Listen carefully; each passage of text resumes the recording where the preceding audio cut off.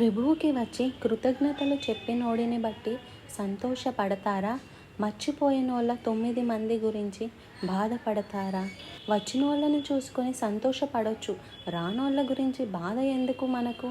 మీ ఇంటికి వచ్చే వాళ్ళ గురించి నాకు బాధ లేదు. నమ్మకం ఉన్న వాళ్ళ గురించి బాధ లేదు.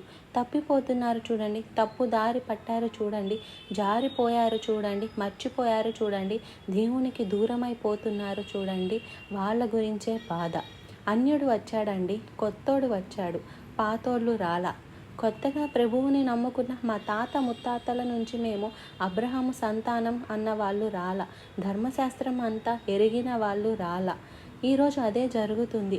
కొత్తగా రక్షింపబడ్డ వారికి ఉన్నంత నమ్మకము, కృతజ్ఞత ఒక సంవత్సరంలో వారికి అన్ని మేలులు జరిగితే 40 సంవత్సరాలు, 30 సంవత్సరాలు, 10 సంవత్సరాల్లో నీకెన్ని మేలులు జరిగాయి? ఎవరిది ఎక్కువ? ఎవరికి ఎక్కువ అంటారు? తండ్రితో ఉన్న భాగ్యం ఎందుకు? బుద్ధి వచ్చినప్పుడు ఏమనుకున్నాడు?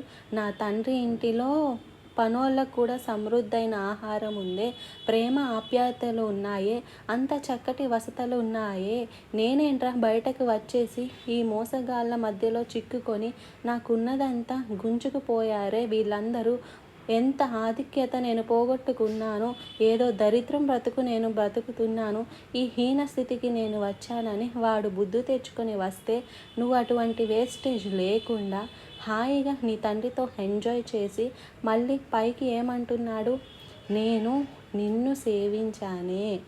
ఎప్పుడు నేను చేస్తున్నాను అనుకోవద్దండి.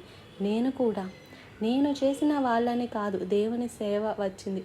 నన్ను చేయమన్నది నేను చేసిన వాళ్ళను నాకు దీవెన. నేను ఎవరికో దీవెనగా ఉండటం కాదు, నేను దీవించబడుతున్నాను. ఎప్పుడు అది గుర్తుపెట్టుకోవాలి. దేవునితో ఉండటమే గొప్ప భాగ్యం. దేవుని సేవ చేయటమే గొప్ప భాగ్యం. దేవుని కొరకు ప్రయాసపడటమే ఒక గొప్ప భాగ్యం. అదొక గొప్ప అవకాశం. చాలామంది చెప్తుంటారండి, ఒక ఉద్యోగం కావాలంటే మీకు ట్రైనింగ్ ఇస్తున్నారా లేదా? అప్పుడేదో స్టైఫండ్ ఇస్తారు అంటే ఏంటండి అర్థం? 1,00,000 రూపాయలు ఇస్తారా? ఏదో తినటానికి దారి ఖర్చులకి ఇస్తారు అంతే. నువ్వు ఆ ట్రైనింగ్ పీరియడ్లో పర్ఫెక్ట్ అయ్యాక కుదిరితే అప్పుడు ఏమిస్తారు? నీకు జాబ్ ఇస్తారు. అది 1,00,000 చట్టాలు పెట్టి, నియమాలు పెట్టి, టైమింగ్ రావాలి, ఇన్ని రోజులు పని చేయాలి, ఇంత టైం పని చేయాలి, ఇన్ని గంటలు పని చేయాలని ఒక పద్ధతి ప్రకారంగా నీకు ఇస్తారు. అంతేనా? దేవుని సేవ చేయటానికి ట్రైనింగ్ ఎక్కడ అనుకుంటున్నారు? దేవుని మందిరం.